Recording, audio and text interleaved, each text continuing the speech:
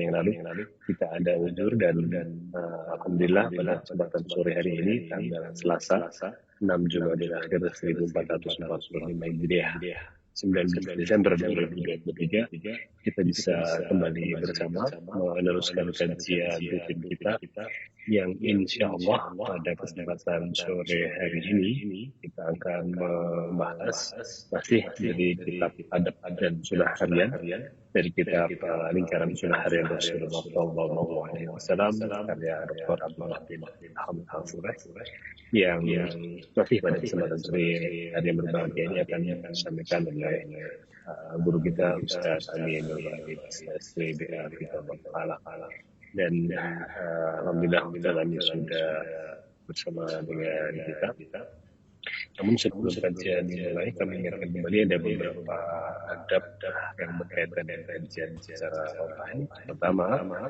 Pertama kita niatkan, luruskan niat kita untuk membantu ilmu karena Allah dan semoga Allah karuniakan ilmu yang bermanfaat pada kita. Yang kedua, kami mencoba sekalian menyiapkan alat tulis dan ilmu yang akan disampaikan oleh kami.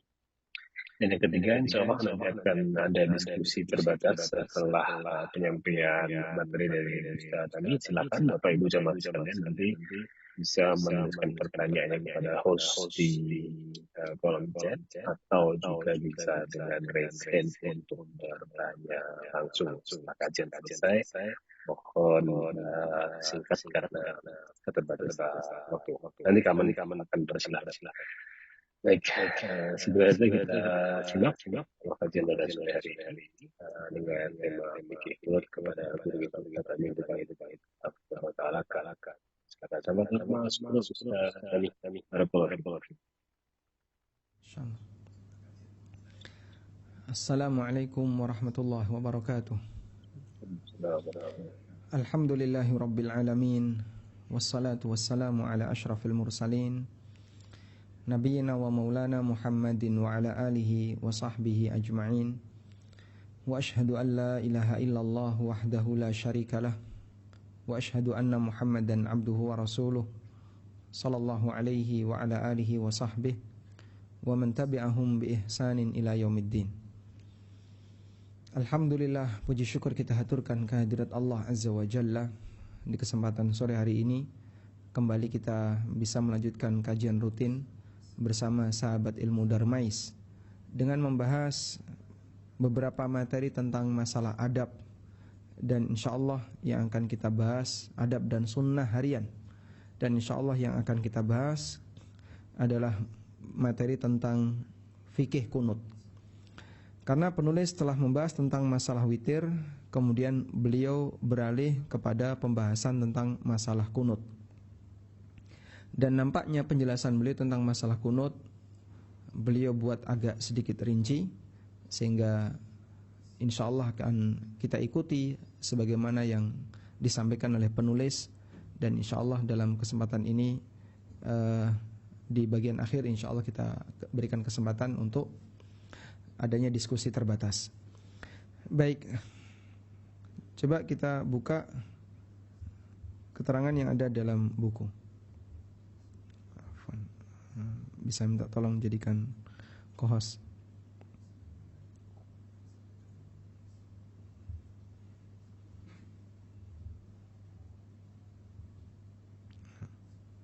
Sudah. Siap.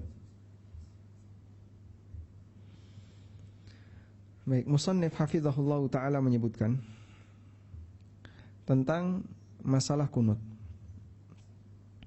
Di sini disebutkan tentang ikhtilaf yang terjadi di antara para ulama.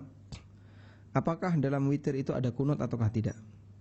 Ada dua qaul, ada dua pendapat dalam hal ini. Pendapat yang pertama adalah adanya kunut ketika sholat witir. Dan pendapat yang kedua adalah tidak ada kunut ketika sholat witir. Al-qaulu tsani, kita bacakan mulai dari qaulu tsani. Pendapat yang kedua, annahu lam yathbut 'anin nabi sallallahu alaihi wasallam kunutul witri. Tidak ada riwayat yang sahih dari Nabi sallallahu alaihi wasallam bahwa beliau melakukan kunut witir. baik dari sabda beliau maupun praktek perbuatan beliau.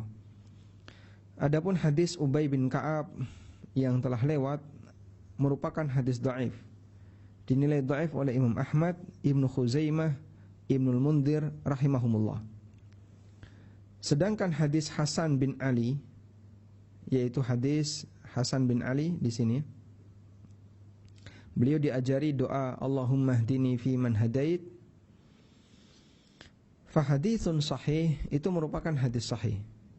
Hanya saja penyebutan kunut witir dalam hadis di atas fahiya syadzah, itu merupakan riwayat yang syadz.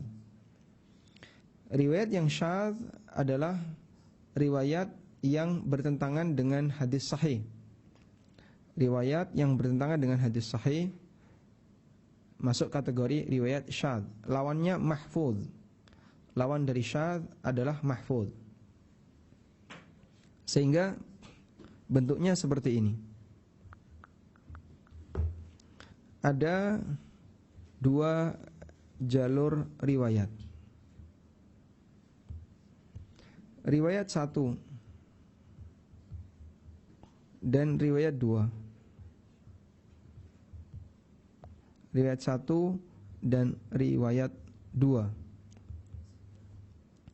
Riwayat 1 lebih kuat dibandingkan riwayat 2. Dari sisi kekuatan sanad, riwayat 1 lebih unggul dibandingkan riwayat 2. Riwayat 1 tidak menyebutkan kunut witir. Riwayat 2 menyebutkan kunut witir. Bentuknya seperti ini. Teks doanya sama, hanya saja dalam riwayat 2 terdapat tambahan yang menyebutkan bahwasanya doa itu dibaca ketika kunut witir.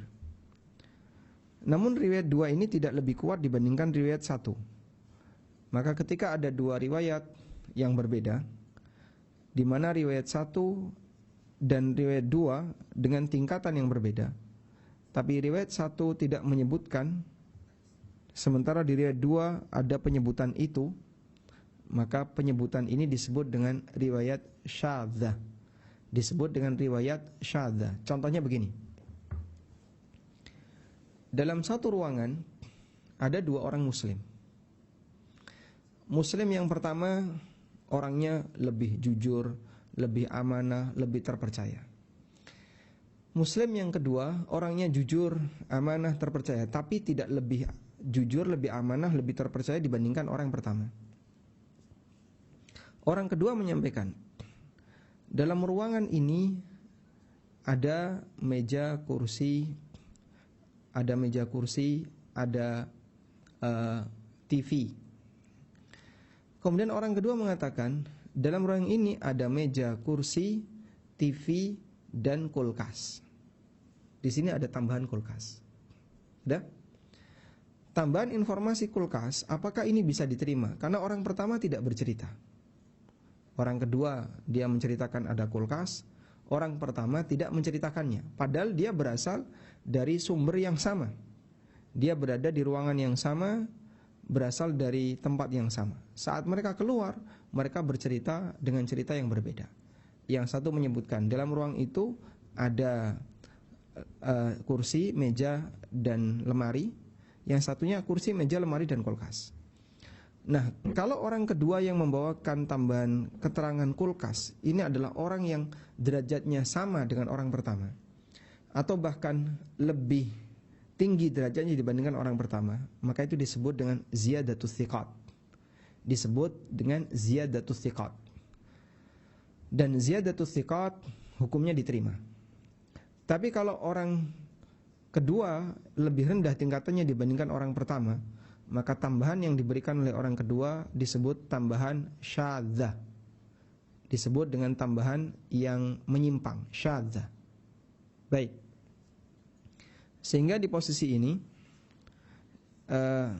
penyebutan riwayat syadzah itu adalah keterangan tambahan yang tidak ada pada riwayat yang lebih kuat. Karena itu dalam hal ini ketika riwayat 1 dan lebih kuat dibandingkan riwayat 2, maka penyebutan kunut witir ini disebut dengan riwayat syadzah. Lawannya dari syadzah berarti yang satunya pasangannya ini disebut mahfuz. Disebut mahfuz. Riwayat yang mahfuz, yang lebih terpelihara. Baik. Dan bagian dari hadis dhaif adalah hadis syadzah. Ini dhaif. Kalau ada sebutan syadzah berarti dia adalah dhaif. Baik. Nah, di sini menurut pendapat yang kedua, hadis ini syadzah. Tambahan ini aneh, nyeleneh. Diriwayatkan oleh Ahlu Sunan dari jalur Abu Ishaq, dari Buraidah bin Abi Maryam, dari Abul Hawra, dari Hasan bihi dengan redaksi seperti di atas. Sedangkan Imam Ahmad meriwayatkan hadis dari Yahya bin Sa'id dari Syu'bah, haddatsani Buraidah bin Abi Maryam dengan lafaz kana yu'allimuna hadzal du'a. Nabi SAW mengajarkan kami doa berikut ini. Dan di sini dalam riwayat ini tidak ada tambahan kunut witir. Sedangkan dalam riwayat dari Abu Ishaq tadi ada tambahan Nabi SAW mengajarkan doa ini saat kunut witir. Nah kan beda ya. Yang ini tidak ada tambahan kunut witir. Di situ kalimatnya hanya Nabi SAW mengajarkan kepada kami doa berikut ini. Allahumma hdini fi man hadait, wa'afini fi man afait, dan seterusnya. Artinya tidak ada hubungannya dengan kunut witir. Wa qalu, dan para ulama mengatakan hadza huwal mahfuz, inilah riwayat yang lebih sahih. Karena Syu'bah awsaqu min kulli man rawahu an Buraidah. Karena Syu'bah, perawi yang bernama Syu'bah, lebih kuat dibandingkan semua orang yang meriwayatkan dari Buraidah bin Abi Maryam. Ya. Jadi mohon maaf ini sedikit belajar tentang masalah hadis ya. Mungkin Bapak Ibu mengenal perbedaan tentang hukum menggerakkan jari. Hukum menggerakkan jari saat tasyahud. Saat isyarat tasyahud, apakah jari itu diam ataukah bergerak seperti ini? Nah, itu kaitannya dengan perdebatan di kalangan ulama ahli hadis, apakah menggerakkan ini riwayat syadzah ataukah ziyadatus thiqat. Ya. Maka kita belajar ini salah satunya adalah untuk membahas perbedaan di kalangan para ulama terkait hukum menggerakkan jari saat isyarat ketika tasyahud. Ini itu dhaif ataukah sahih? Sudah? Dan pembahasan ini kaitannya dengan penilaian apakah itu syadzah ataukah ziyadatus thiqat. Baik. Kembali ke hadis tadi. Kita menyebutkan ini hanya sebagai contoh pembanding. Apa sih urgensinya kita membahas tentang syadzah dan mahfuz ini? Salah satu urgensinya adalah berkaitan dengan kesimpulan. Anda kalau tasyahud mengisyaratkan jari itu diam ataukah bergerak? Itu kaitannya dengan masalah syadzah dan ziyadatus thiqat. Sekarang kita kembali kepada doa kunut tadi. Doa kunut yang kalimatnya Allahumma hdini fi man hadait dan seterusnya, wa'afini fi man afait, sampai akhir dari doa kunut. Dalam doa ini sumbernya dari Buraidah bin Abi Maryam, dari Buraidah bin Abi Maryam.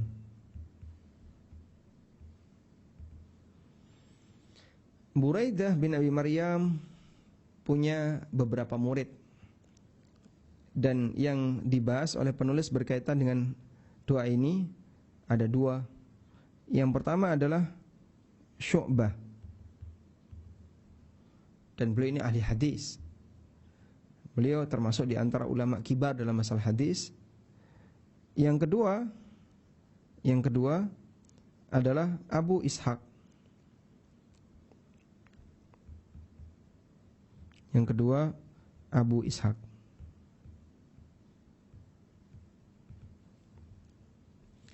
Dalam keterangan Syu'bah, di situ cuman menyebutkan Nabi sallallahu alaihi wasallam mengajarkan doa berikut.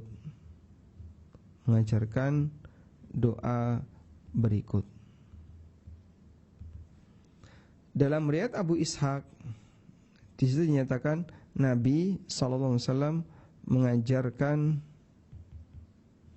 doa berikut saat witir, saat kunut witir. Jadi ada tambahan begini. Nah, jadinya ada tambahan di mana dalam riwayat Abu Ishaq ada keterangan saat kunut witir. Namun Abu Ishaq itu dibandingkan Syu'bah jauh lebih kuat Syu'bah. Maka karena Abu Ishaq tidak lebih kuat dibandingkan Syu'bah dari sisi standar dan kualitas hadis, maka riwayat Syu'bah lebih sahih. Nah, saat riwayat Syu'bah lebih sahih, maka posisi ini disebut hadis mahfudz.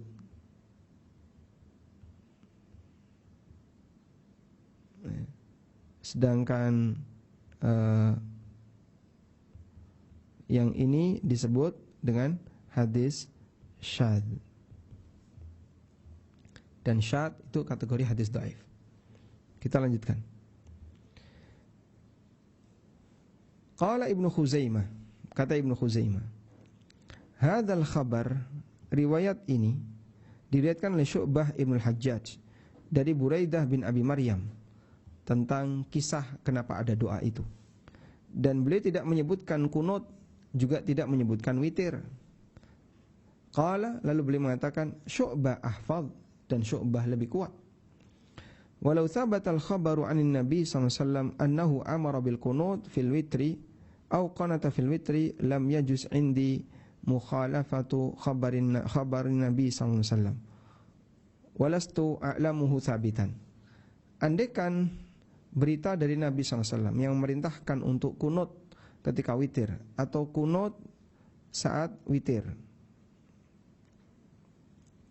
Beliau merintahkan kunut ketika witir atau beliau melakukan kunut ketika witir, maka tidak boleh bagi kita untuk menyalahi perintah beliau. Hanya saja yang kami ketahui itu tidak sahih. Dan sebelumnya adalah pernyataan Imam Ahmad, laisa fihi 'anin Nabi sallallahu alaihi wasallam syai'un. Berkaitan dengan masalah kunut witir, tidak ada riwayat dari Nabi sallallahu alaihi wasallam. Lalu kata penulis, wa hadzal qaulu huwal adhar. Pendapat inilah yang lebih kuat, wallahu a'lam, illa annahu thabata 'anis sahabah. Hanya saja terdapat riwayat yang sahih dari sahabat, al-kunutu fil witri, di mana mereka melakukan kunut ketika witir. Wa su'ila Atha 'anil kunut. Dan Atha pernah ditanya tentang kunut, faqal, lalu Atha mengatakan, kana ashabun Nabi sallallahu alaihi wasallam yaf'aluna. Dulu para sahabat Nabi sallallahu alaihi wasallam melakukannya. Dan terdapat riwayat yang sahih dari Umar bin Khattab radhiyallahu anhu, sebagaimana diriwayatkan oleh Imam Ahmad, Abu Dawud, Tirmidzi dan yang lainnya. Wa qala haditsun hasan. Beliau mengatakan hadis hasan. Dan terdapat riwayat yang sahih dari Ibnu Umar inda Ibnu Abi Syaibah, ya, yang diriwayatkan oleh Ibnu Abi Syaibah. Baik. Kesimpulannya tentang riwayat kunut witir.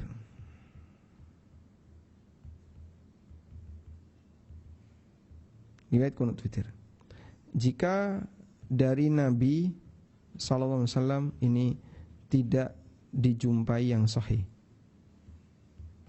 Tidak dijumpai yang sahih.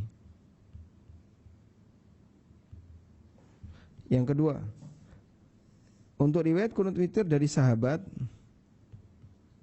di situ ada riwayat yang sahih.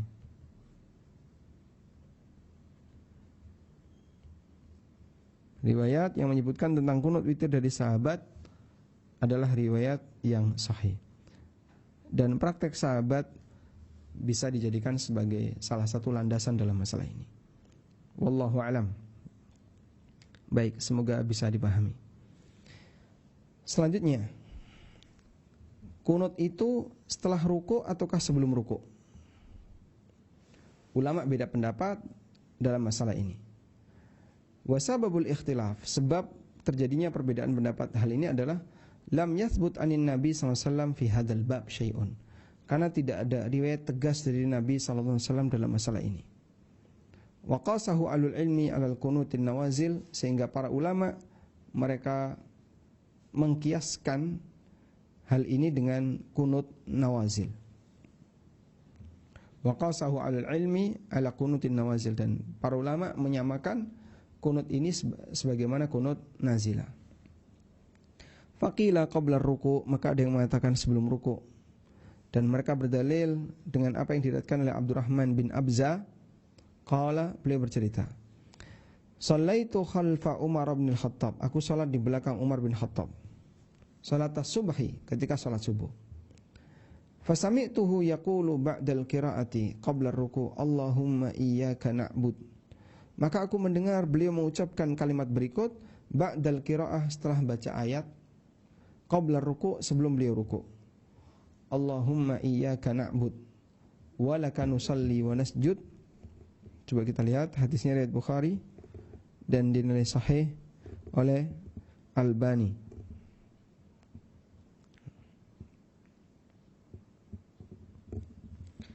Ini pendapat yang pertama, sehingga doa itu dibaca sebelum ruku'. Waqila, dan ada yang mengatakan ba'da ruku', doa itu dibaca setelah ruku'. Doa dibaca setelah ruku'. Mereka berdalil dengan hadis Abu Hurairah radhiyallahu anhu yang diriwayatkan oleh Bukhari Muslim, bahwa Rasulullah sallallahu alaihi wasallam hina yarfa'u ra'sahu, pada waktu beliau i'tidal, mengangkat kepalanya, beliau mengucapkan sami Allahu liman hamidah, Rabbana walakal hamdu. Yad'u lirrijali fayusammihim bi asma'ihim. Kemudian Nabi sallallahu alaihi wasallam berdoa dengan menyebutkan beberapa nama orang. Fayusammihim bi asma'ihim. Beliau berdoa dengan menyebutkan beberapa orang. Nah.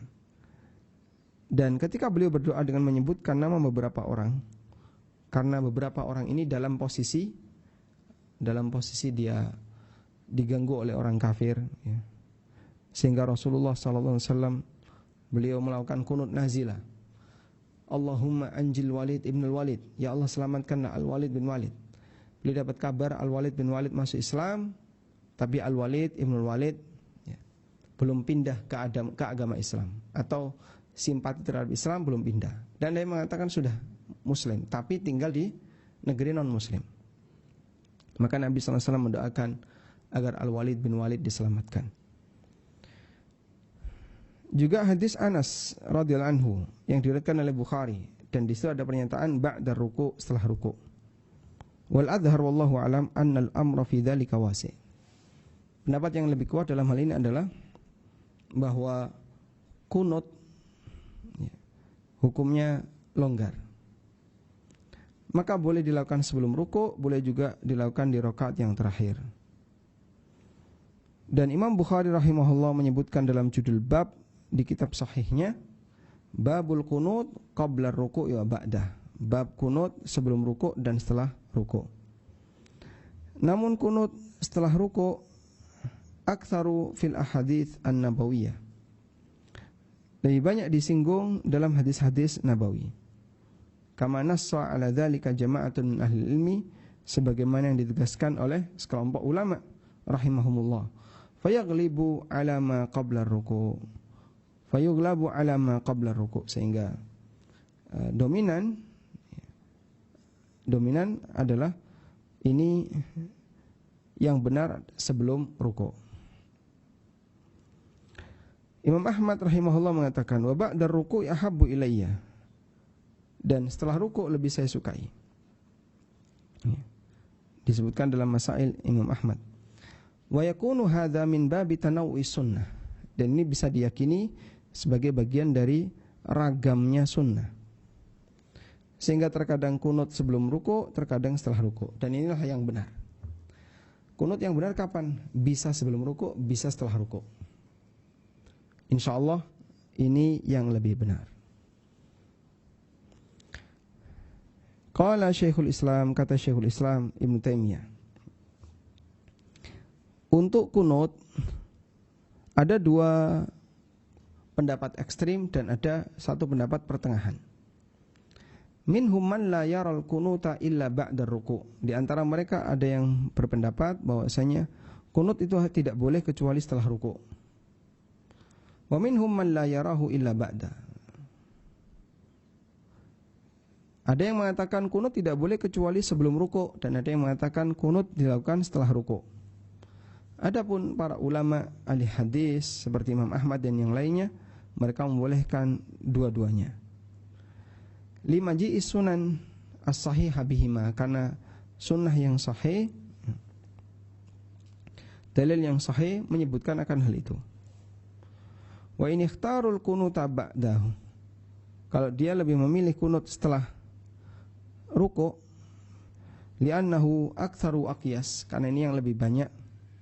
Fa inna sima'ad du'a munasibun liqaulil abdi, maka mendengarkan doa ketika itu sejalan dengan apa yang dinyatakan untuk hamba. Sami Allah, apa yang dinyatakan oleh seorang hamba saat salat, sami Allahu liman hamidah. Fa innahu yushra'u tsana' 'ala Allahi qabla du'aihi, maka disyaratkan untuk angkat tangan memuji Allah, disyaratkan untuk memuji Allah sebelum doanya dimulai. Kama dallat Fatihatul Kitab ala dzalika awwaluha tsana'un wa akhiruha du'a. Sebagaimana yang ada dalam surat Al-Fatihah, bagian depan pujian untuk Allah, bagian akhir mendoakan kebaikan. Wallahu alam.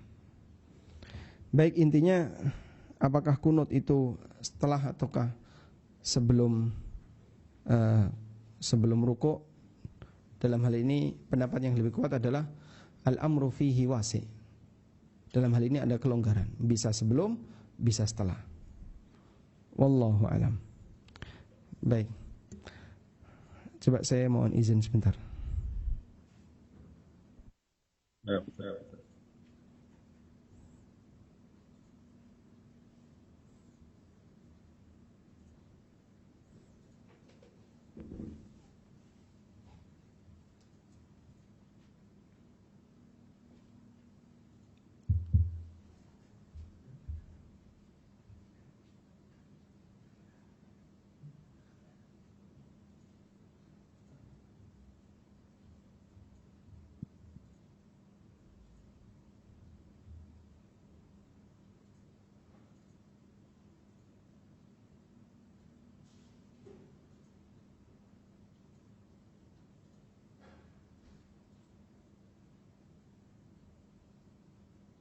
Recording stopped.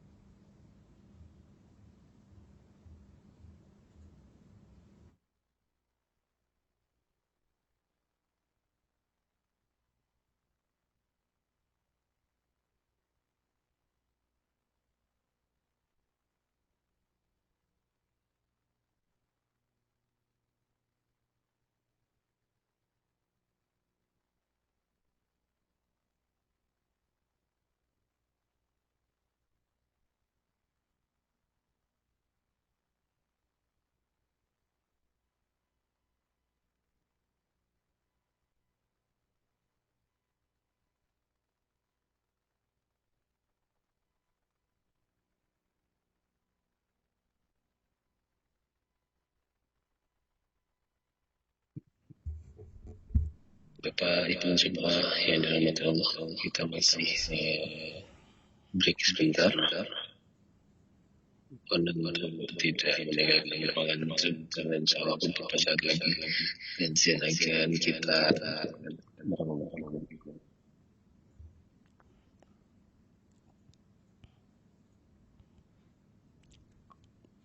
Nah, Recording in progress. kita lanjutkan. Masuk ke penjelasan penulis mas'alatun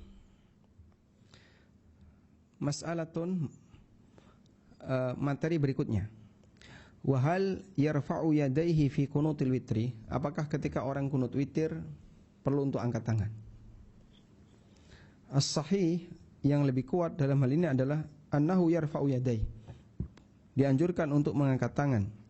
Wa bihi qala jumhurul ulama, dan ini merupakan pendapat mayoritas ulama berdasarkan hadis yang sahih dari Umar radhiyallahu anhu, sebagaimana yang diriwayatkan oleh Al-Baihaqi dan dinilai sahih oleh Al-Baihaqi. Wa qala Al-Baihaqi rahimahullah, dan Al-Baihaqi rahimahullah mengatakan, inna adadan minas sahabati rafa'u aydiyahum fil qunut. Beberapa sahabat mereka mengangkat tangan mereka ketika kunut. Selanjutnya materi bi ayyi syai'in yabda'u kunutahu fil witri. Dengan bacaan apa yang bisa dia mulai ketika dia kunut witir? Qila, ada yang berpendapat, annahu yabda'u bid-du'a alladhi 'allamahu an-nabiyyu al-hasana.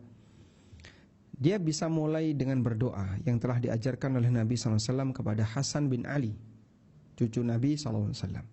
Allahumma hdini fiman hadait wa afini fiman afait. Wastadallu, dan mereka berdalil dengan hadis Hasan yang telah kita baca dalam riwayat dari Buraidah bin Abi Maryam dari jalur Abu Ishaq, untuk jalur Abu Ishaq.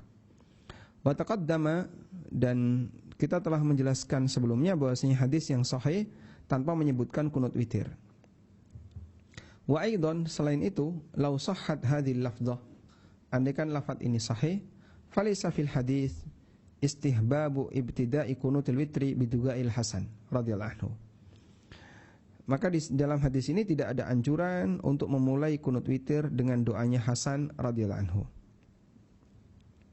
Wal qaulur rajih, dan pendapat yang lebih kuat wallahu alam, annahu yabda'u bihamdillah. Dia bisa mulai dengan memuji Allah, wa tsana' alaihi, dengan memuji Allah, thumma yusalli 'alan nabi sallallahu alaihi wasallam, kemudian dia membaca salawat untuk Nabi SAW, thumma yad'u, kemudian dia berdoa.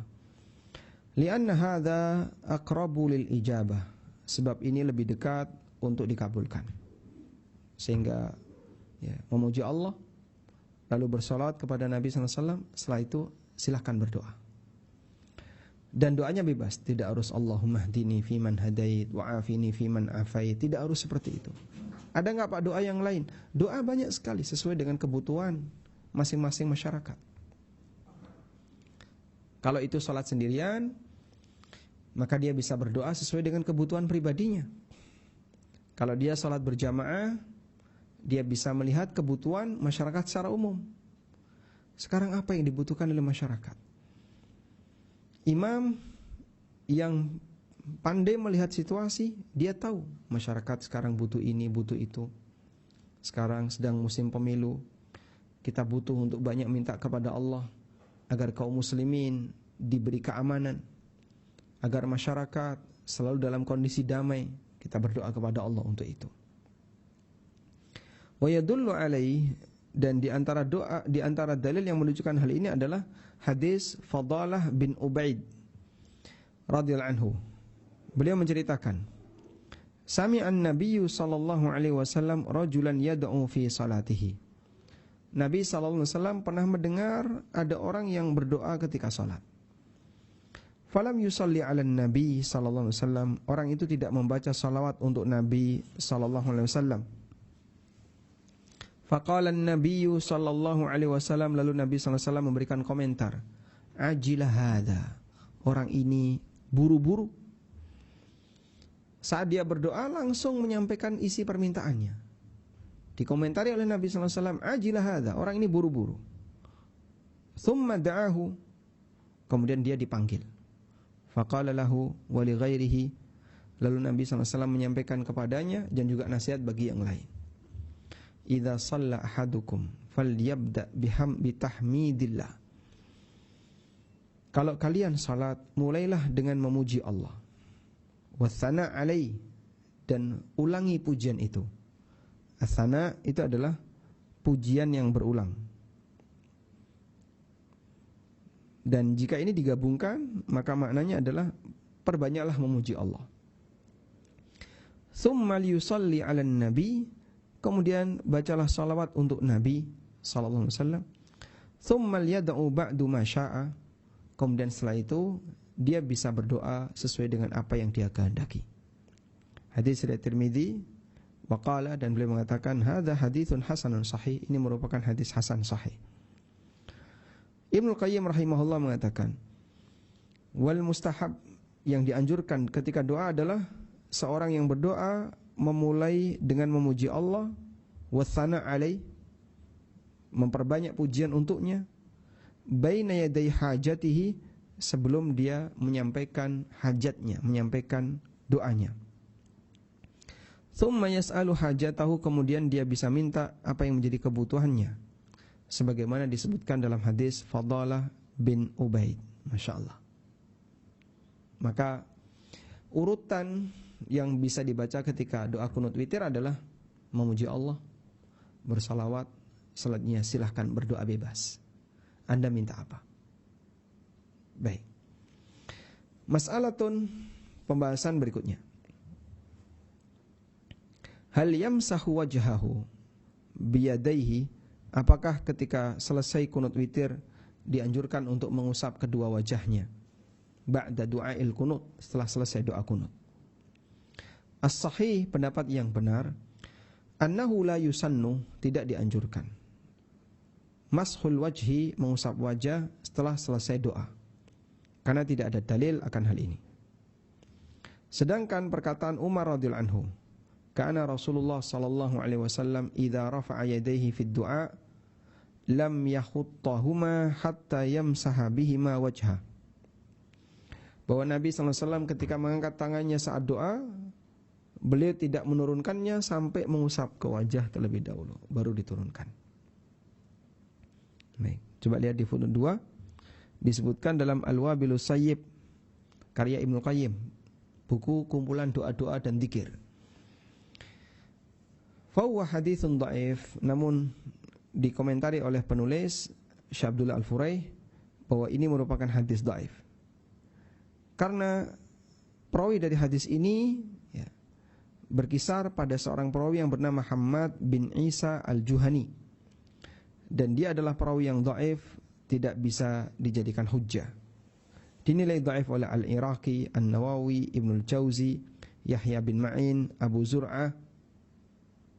Yahya bin Ma'in dan Abu Zur'ah mengatakan haditsun munkar, hadisnya munkar. Zada Abu Zur'ah, Abu Zur'ah menambahkan, akhafu alla yakuna lahu aslun, saya khawatir hadis itu enggak ada landasannya sama sekali. Jadi kalau dirujuk pada kitab hadis yang lain enggak nemu.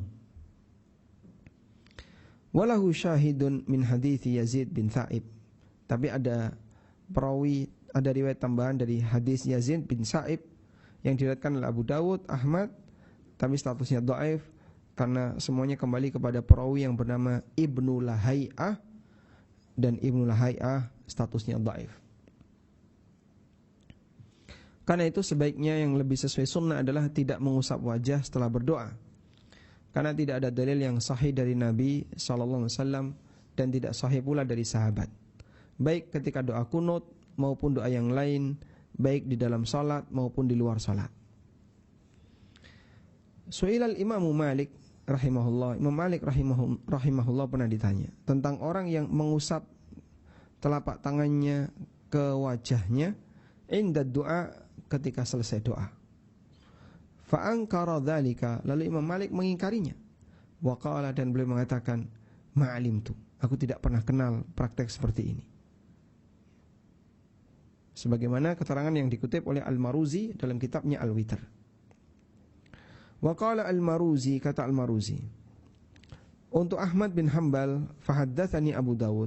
Abu Dawud menyampaikan hadis dariku. Qala, aku mendengar Ahmad wa su'ila 'anir rajul, beliau ditanya tentang seseorang yamsahu wajhahu biyadai, yang mengusapkan tangannya ke mukanya. Idza faragha minal witri, begitu selesai witir. Faqala, kemudian Imam Ahmad memberikan jawaban, lam asma' fihi syai'. Aku tidak mendengar sama sekali dalam masalah ini. Wa ra'aitu Ahmad la yaf'alu. Dan aku melihat Imam Ahmad tidak melakukannya. Sehingga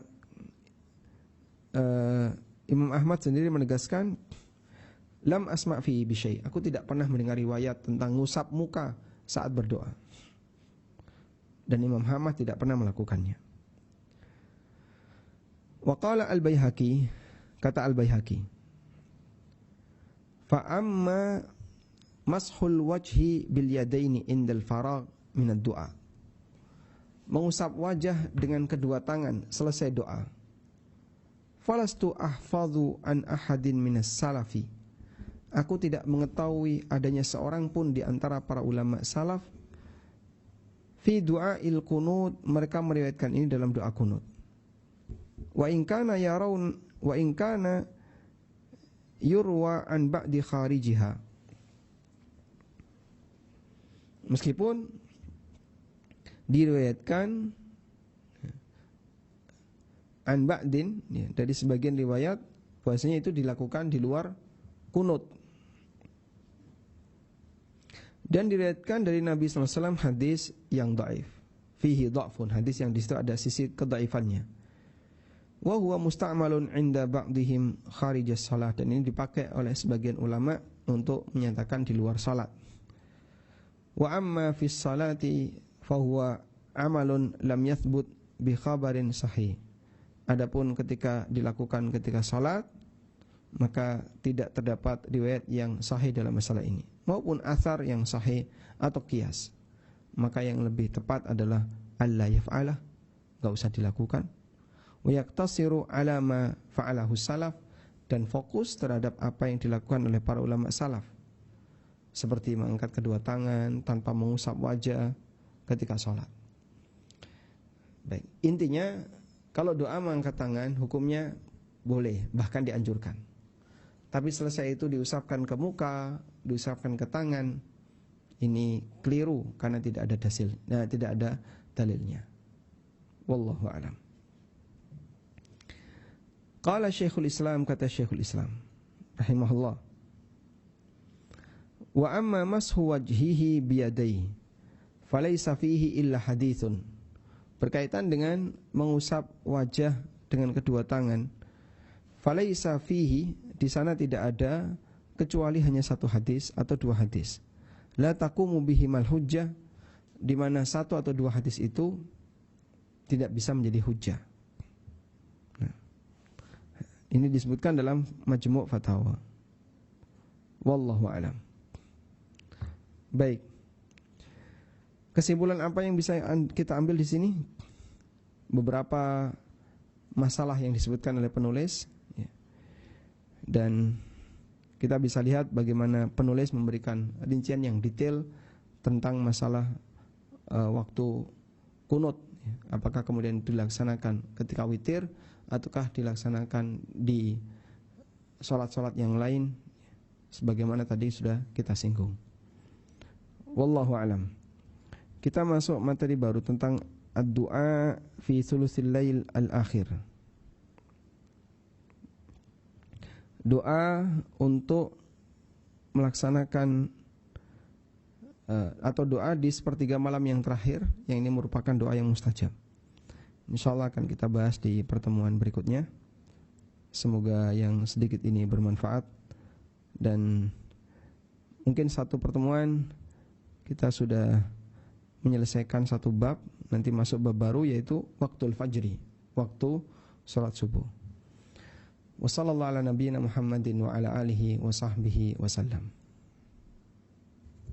Nah, Ustaz, barakallahu fiikum wa jazakallahu khairan atas materinya yang insyaallah sangat menarik dan menjadikan ilmu untuk kita insya Allah bisa laksanakan bersama. Menelpon Ustaz sebelumnya videonya belum diponkan kembali setelah break tadi. Itu ya Ustaz. Ya. Masya Allah.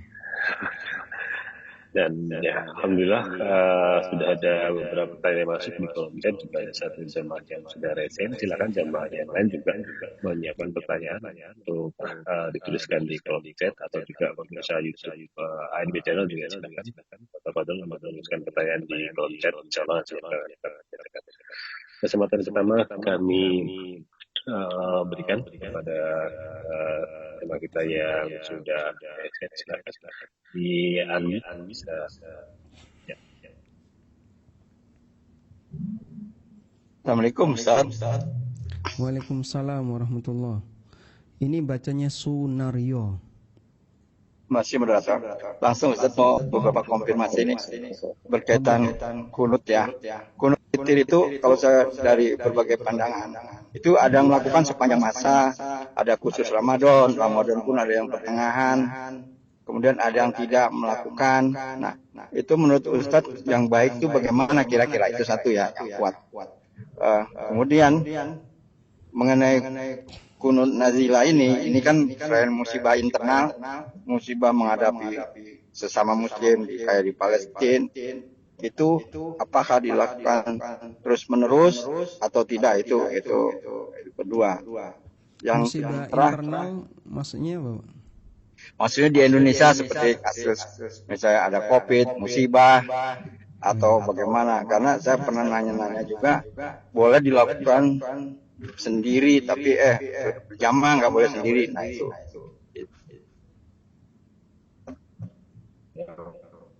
Kemudian tadi maaf ya, berkaitan usap, itu menurut Ustadz kayaknya sih secara psikologis ya saya juga kadang-kadang nggak melakukan. Cuman kalau melakukan, kalau tidur kan katanya Rasulullah mengusap ke seluruh tubuh. Apakah di dalam habis sholat kan itu ada marwah, bahkan dianjurkan jangan bicara sebelum melakukan itu. Itu bagaimana? Terima kasih Ustaz. Baik. Yang pertama berkaitan dengan masalah perbedaan pendapat di kalangan para ulama terkait posisi kunut. Apakah itu dianjurkan ketika witir, dianjurkan ketika subuh, ataukah tidak dianjurkan baik witir dan subuh, atau dianjurkan ketika witir saat Ramadan setelah masuk pertengahan dan seterusnya. Khilaf seperti ini memang khilaf yang ma'ruf di kalangan para ulama, dan sebagian sudah kita ketahui. Dan kesimpulan yang kami ambil wallahu ta'ala alam dalam masalah ini, kita menghargai perbedaan. Pertama berkaitan dengan kunut subuh. Pendapat yang lebih tepat bahwasanya kunut subuh tidak disyariatkan. Dan ini merupakan pendapat Hanafiyah dan juga pendapat Hambali. Berbeda dengan Malikiyah dan Syafi'iyah. Selanjutnya kita beralih ke kunut witir. Apakah ada kunut witir atau tidak? Tadi sudah kita sampaikan ikhtilaf dalam masalah ini. Kalau bersandar pada hadis dari Nabi SAW, pendapat yang kuat hadis itu dhaif. Namun kalau kita kembalikan kepada praktek sahabat, di sana ada beberapa riwayat bahwa sahabat melakukannya.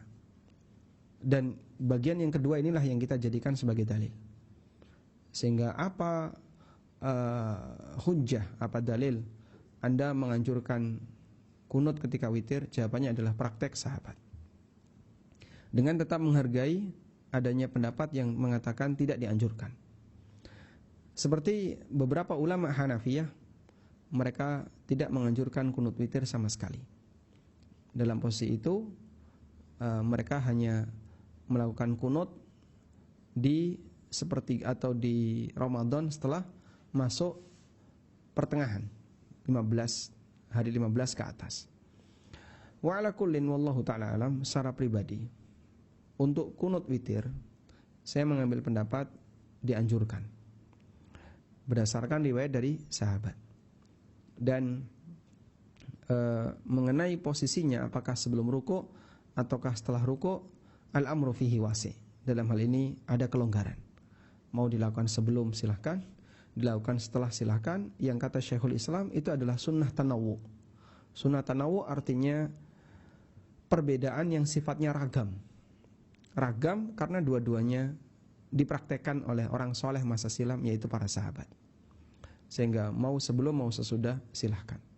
Wallahu a'lam. Ini yang pertama. Kemudian pertanyaan yang kedua berkaitan apa tadi?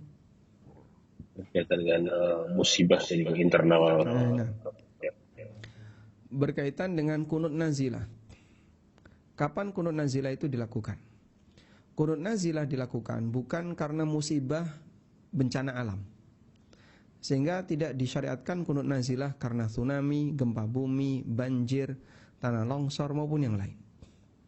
Indonesia termasuk di antara negara yang rawan bencana. Sebab kita punya alam seperti yang kita lihat, di mana sering terjadi adanya tragedi alam. Termasuk di antara bagian dari bencana alam adalah wabah penyakit. Apakah juga disyariatkan bagi kita untuk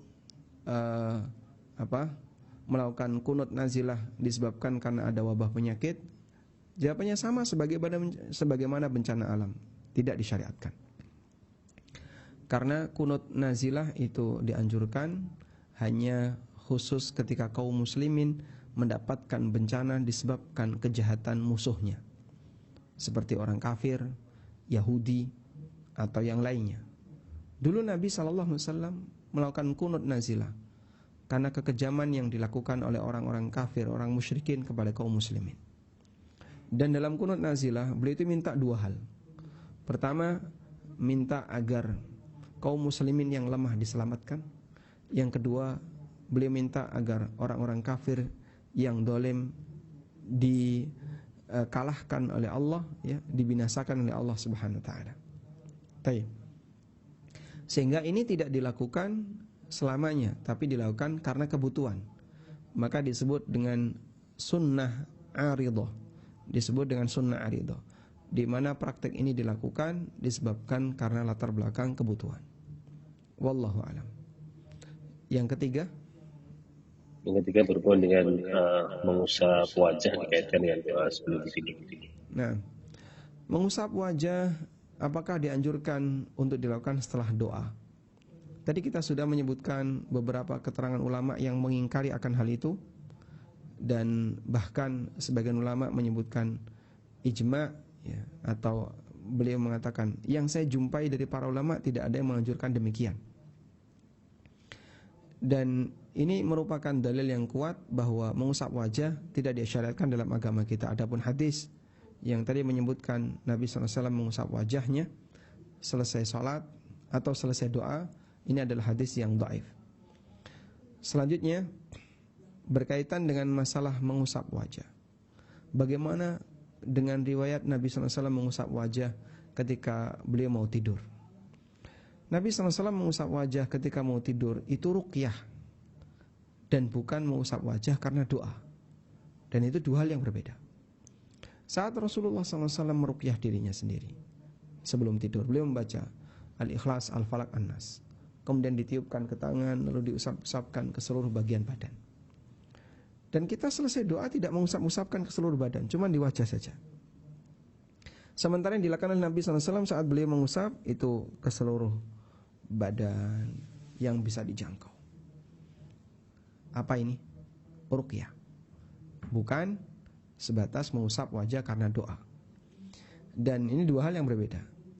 Karena salah satu di antara yang dianjurkan ketika ruqyah adalah mengusap bagian yang diruqyah, baik diri kita sendiri maupun orang lain. Sehingga boleh meruqyah dengan menggunakan media mengusap. Wallahu a'lam. Nah, barakallahu fikum. Mudah-mudahan jelas bisa dipahami oleh penanya dan kita semua. Ada susulan pertanyaan, bagaimana berkaitan dengan berdoa yang disyariatkan mengangkat kedua tangan. Apakah di setiap doa ataukah di setiap doa-doa yang rutin saja yang kita lakukan itu tidak perlu untuk mengangkat tangan? Penjelasan. Jadi jika kita rinci, maka doa yang kita baca itu ada yang sifatnya dzikir harian, seperti sebelum masuk toilet, keluar toilet, sebelum makan, setelah makan. ketika memakai baju, ketika menuju masjid, selesai mendengar adzan dan menjawab adzan, masuk masjid, keluar masjid, dan seterusnya. Nah, untuk doa seperti ini tidak perlu angkat tangan, karena Nabi SAW mengajarkan ini, dan sahabat ketika menyampaikan hal ini mereka tidak bercerita kalau Nabi SAW mengangkat tangan. Maka wallahu ta'ala alam, dalam hal ini bisa kita jadikan sebagai dalil bahwa mengangkat tangan akan hal ini tidak dianjurkan. Yang kedua, untuk doa yang sifatnya permohonan, misalnya kita minta sesuatu kepada Allah, baik ketika kita di antara adzan dan iqamah atau di sepertiga malam terakhir, kita minta kepada Allah. Doa ini sifatnya doaul mas'alah, doa minta sesuatu. Ya Allah, berikanlah saya ini, ya Allah berikan saya, minta ini. Silakan angkat tangan. Dan Nabi SAW menganjurkan untuk mengangkat tangan ketika berdoa. Nabi SAW bersabda, Innallaha hayyun karim, yastahyi min abdihi idza rafa'a yadayhi ilaihi ayyaruddahuma sifra. Allah zat yang maha pemurah, maha malu. Allah malu ketika ada hambanya yang menengadahkan tangannya di hadapannya, ayyaruddahuma sifra, kemudian Allah tolak dalam kondisi tangan kosong. Padahal dia zat yang maha kaya, dia zat yang maha pemurah. Ketika zat yang maha kaya, maha pemurah diminta kok enggak ngasih, maka dia malu. Dan Allah Subhanahu wa taala malu ketika ada hambanya yang mengangkat tangan minta sesuatu, ayyaruddahuma sifran, kemudian Allah tolak dalam kondisi tangan kosong. Maka ini menunjukkan anjuran untuk mengangkat tangan. Wallahu a'lam. Nah, Ustaz, insyaallah jelas bisa dipahami. Dan selanjutnya masih ada jemaah yang resen. Silakan di unmute Ummu dia. Assalamualaikum warahmatullahi wabarakatuh. Waalaikumsalam warahmatullahi wabarakatuh. Semoga Ustadz dan tim selalu dalam lindungan Allah dan selalu diberikan kesehatan selalu, dan semoga kita semua bisa istiqomah. Amin.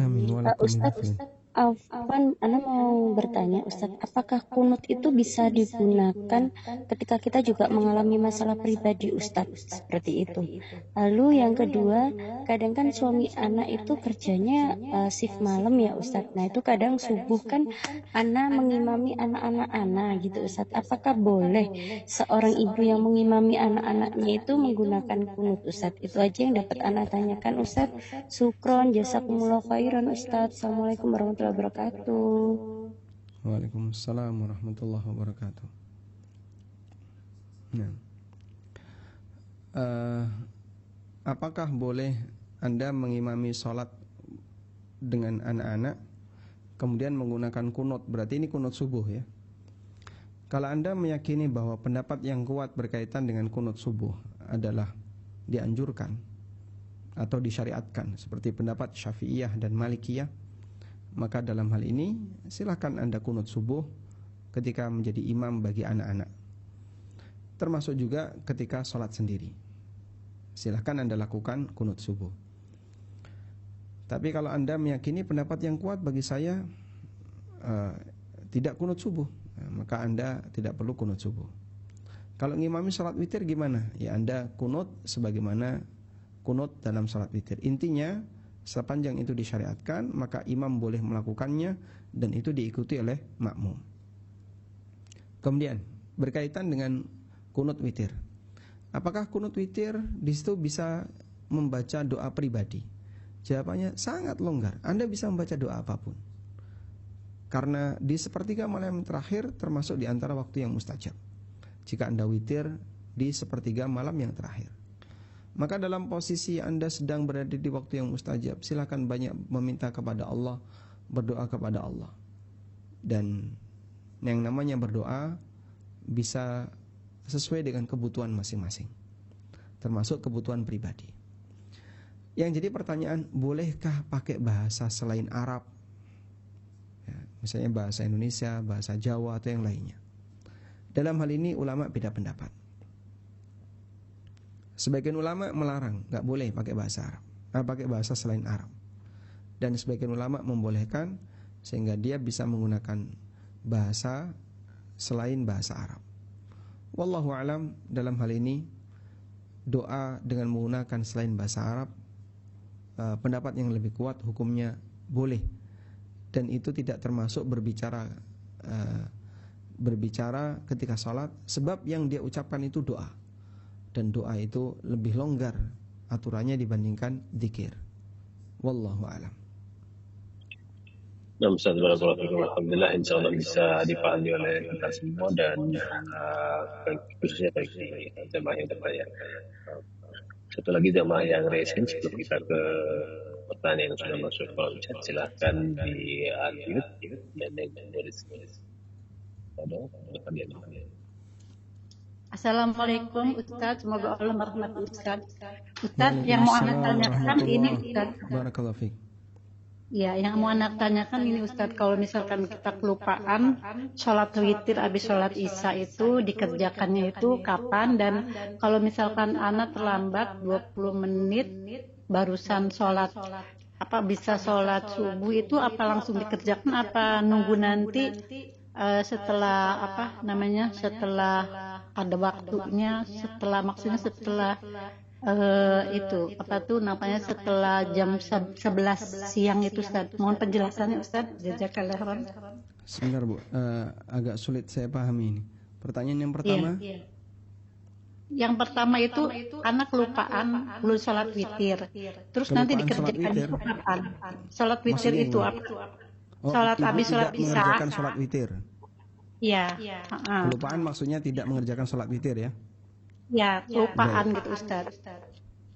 Terus yang kedua itu misalkan anak nih batasan dari untuk sholat subuh tuh apa misalkan udah 20 menit lagi itu apa nanti langsung kerjakan sholat, atau misalkan kita sholatnya nanti setelah setelah duha. Ya. Ini gitu Ustaz. Waktu subuh tinggal 20 menit. Ibu belum sholat subuh? Iya. Belum sholat subuh? Iya. Baik. Mohon penjelasannya Ustaz. Nah, apabila ada orang yang punya kebiasaan sholat witir, baik witir sebelum tidur, setelah isya, atau witir setelah tidur, sebelum subuh, kemudian suatu ketika dia ketiduran, sampai akhirnya dia tidak witir, apa yang harus dilakukan? Yang harus dilakukan adalah dia bisa sholat duha dengan menggenapkan jumlah witirnya. Misalnya dia punya kebiasaan witir 3 rakaat, maka nanti dia sholat duha 4 rakaat, 2 salam, 2 salam. Sehingga sholat duha kan tidak mungkin ganjil, maka jumlah sholat witir yang genap itu ditambahi 1, jadilah sholat duha yang genap. Udah? Kemudian yang kedua, bagi orang yang dia terlambat sholat, sehingga waktu sholat tinggal 20 menit misalnya, belum sholat subuh, tinggal 20 menit lagi terbit fajar atau terbit matahari, maka kapan seharusnya kita sholat? Jawabannya segera. Jangan nunggu jam 11. Nanti kalau nunggu jam 11 malah jadinya gak sholat, karena sengaja menunda waktu sholat tanpa uzur. Sehingga begitu kita bangun dalam posisi waktu subuh tinggal 20 menit. Tinggal 20 menit lagi sudah terbit matahari. Maka dalam kondisi ini Anda silahkan melaksanakan sholat. Begitu bangun lalu bersuci, kemudian wudu, buang air misalnya, buang air, bersuci lalu wudu, kemudian sholat. Dan tidak boleh ditunda. Bahkan kalau dalam kondisi yang paling ekstrim, dia bangun tidur tepat pas matahari terbit. Misal ya, sekarang subuh jam 5 kurang. Lalu Anda bangun, kemudian matahari terbit jam 5:30 misalnya. Anda bangun tepat jam 5:30. Begitu bangun, sekarang udah 5:30. Lihat di jadwal waktu sholat 5:30 adalah waktu syuruk, matahari terbit. Maka ketika itu segera bersuci terus sholat. Nabi SAW pernah menyebutkan dalam hadis yang sahih, man nama an salatin, Rasulullah SAW bersabda, man nama an salatin au nasiha, barang siapa yang ketiduran atau dia lupa mengerjakan salat, maka dia harus salat ketika dia ingat.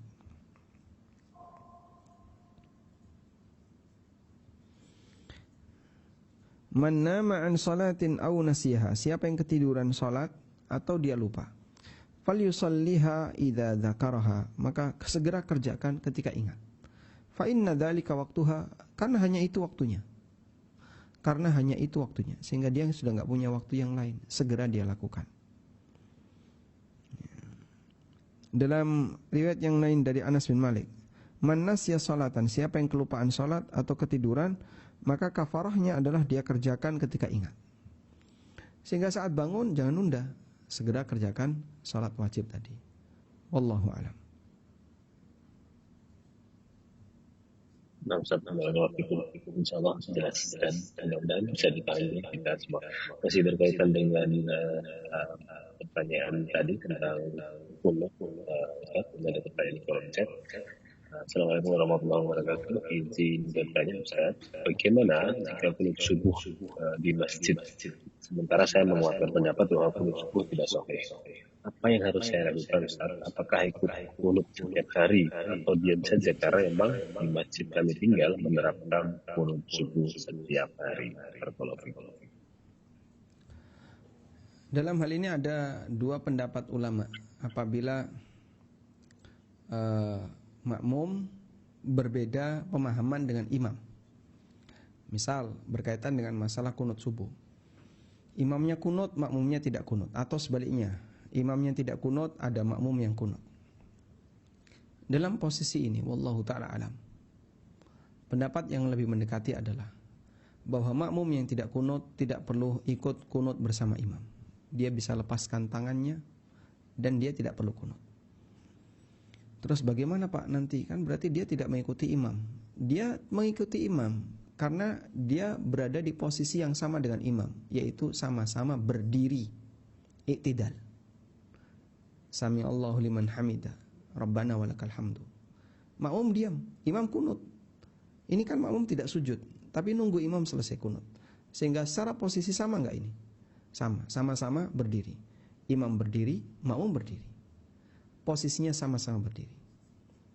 Dalam hal ini adanya gerakan minor yang berbeda, yaitu gerakan angkat tangan. Tidak sampai menyebabkan bahwa makmum dianggap telah melakukan mukhalafah terhadap imam, menyalahi imamnya. Karena yang terjadi adalah makmum dia berdiri bersama imam. Wallahu a'lam, sehingga pendapat yang lebih mendekati dalam hal ini adalah tidak perlu ikut kunut, tapi Anda bisa membaca doa i'tidal dengan redaksi yang panjang agar bisa lebih banyak nilai pahalanya, memanfaatkan posisi imam yang sedang kunut dan Anda tidak ikut mengaminkan. Wallahu a'lam. Atas jawabannya insyaallah bisa dipahami pada ibu yang bertanya, dan ya tadi ada pertanyaan terus tadi sudah terjawab. Masih ada waktu insyaallah Ustaz, ya. Ada dua pertanyaan lagi di kolom chat. Silakan. Ya.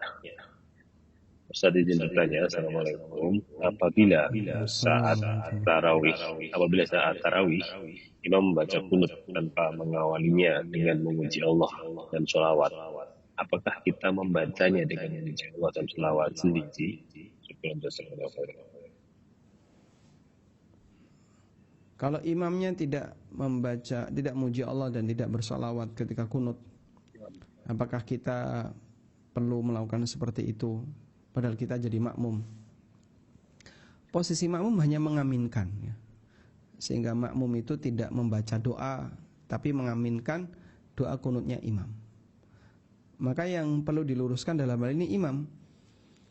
Sehingga imam perlu diberitahu, Anda bisa bawakan hadis tadi, ya, hadis dari Fadalah bin Ubaid, di mana Nabi SAW mendengar ada orang yang berdoa tanpa memuji Allah dan tanpa baca salawat, lalu dinasihati oleh Rasulullah SAW.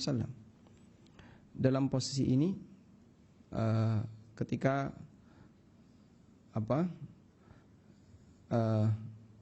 dalam hadis Fadalah bin Ubaid tadi, ketika dia membaca kunut sementara dia berdoa tanpa memuji Allah, diingatkan oleh Nabi SAW. Dan posisi Anda sebagai makmum ya tidak perlu untuk membaca itu, tapi nanti bisa mengingatkan imam. Pak Imam, mungkin yang lebih tepat seperti ini, Anda sebutkan hadis Fadalah bin Ubaid, agar kemudian ketika dia berdoa, dia memuji Allah dan membaca salawat terlebih dahulu sebelum berdoa. Wallahu a'lam. Kalau jelas. Masih ada satu pertanyaan lagi Ustaz untuk sore hari ini, tapi insya Allah ini di luar tema. Saya bacakan agak panjang, ada jalan cerita ya. Assalamualaikum Ustaz. Saya mau tanya. Assalamualaikum warahmatullahi. Apabila saya punya teman saya si A pernah berbuat salah kepada saya, mencuri uang saya. Lalu saya bercerita kepada teman saya si B. Nah, si A ini kenal dengan si B tentang masalah saya dengan si A tadi. Tanpa sepengetahuan si B, tanpa sepengetahuan saya, si B ini menyebarluaskan kepada banyak orang hingga banyak orang membenci selama bertahun-tahun. Beberapa tahun kemudian si A sadar dan meminta maaf kepada saya dan mengembalikan uang yang dulu dia pernah curi atas pengetahuan banyak orang. Tapi anehnya masih banyak orang yang tetap membenci si A meskipun dia sudah bertaubat. Pertanyaan saya, apakah si B berdosa karena sudah menyebarkan masalah ini dengan si A sudah bertahun-tahun sekaligus minta maaf? Nah, bagaimana caranya agar si A ini namanya bersih dari hujatan atau tuduhan dari orang lain? Baik. Wallahu ta'ala alam. Dalam hal ini, apakah praktek yang dilakukan oleh si B ini termasuk ghibah yang terlarang atau tidak? An-Nawawi rahimahullah dalam Riyadhus Shalihin di Kitabul Manahi, di bab tentang kumpulan larangan-larangan, beliau menyebutkan ada 6 jenis ghibah yang diperbolehkan. Salah satunya adalah mengingatkan potensi jahat seseorang.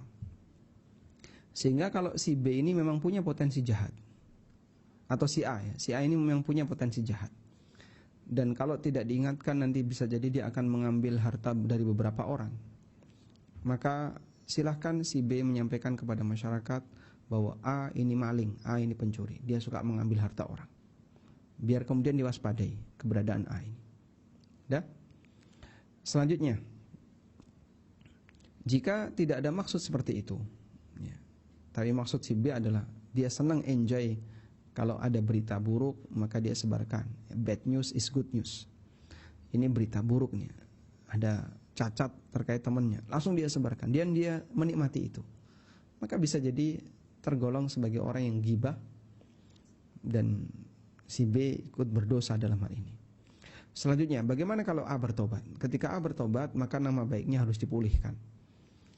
Dan siapapun yang pernah mendengarkan tentang kisah ini harus disampaikan. A, alhamdulillah sudah bertobat dan dia sekarang sudah jadi baik. Terutama yang berkewajiban dan bertanggung jawab adalah yang menyebarkan. Sehingga B mungkin bisa menyediakan waktu untuk menyampaikan kepada beberapa forum bahwa A sudah bertobat dan sekarang beliau ingin kembali akrab dengan yang lain, uangnya sudah dikembalikan misalnya. Dengan cara demikian, maka yang dulu kehormatannya hilang sekarang kembali pulih. Wallahu a'lam. Ada pertanyaan lagi baru muncul. Apa Ustaz ditanya, jika kita melakukan zikir pagi atau petang tanpa berwudu atau tanpa berizat dari salah satu pahala, apa hukumnya Ustaz? Kadang saya melakukannya sambil nyetrika atau lain-lainnya. Dan tadi juga Ustaz singgung di awal ada tentang bagaimana dengan menggerakkan jari telunjuk saat tasyahud tadi, seperti apa hukumnya dan seperti apa yang dicontohkan oleh Nabi sallallahu alaihi wasallam. Untuk zikir tanpa bersuci, Anda dalam kondisi hadas kecil, atau bahkan hadas besar. Ulama sepakat hukumnya boleh. Sebagaimana keterangan An-Nawawi dalam kitab Al-Azkar dan At-Tibyan fi Adab Hamalati Al-Quran. Sehingga bedakan di sini antara zikir dengan baca Quran. Peraturan yang ketat itu ada pada bacaan Quran. Tilawatul Quran peraturannya lebih ketat. Mulai dari tidak boleh nyentuh Quran dalam kondisi tidak suci, dianjurkan menghadap kiblat, kemudian dianjurkan dalam kondisi suci, lalu apalagi, dan aneka yang lainnya. Sudah? Meskipun baca Quran dalam kondisi hadas kecil, hukumnya boleh dengan sepakat ulama. Nabi SAW ketika bangun tidur, beliau sambil berjalan menuju tempat air, beliau membaca 10 ayat yang terakhir surat Ali Imran.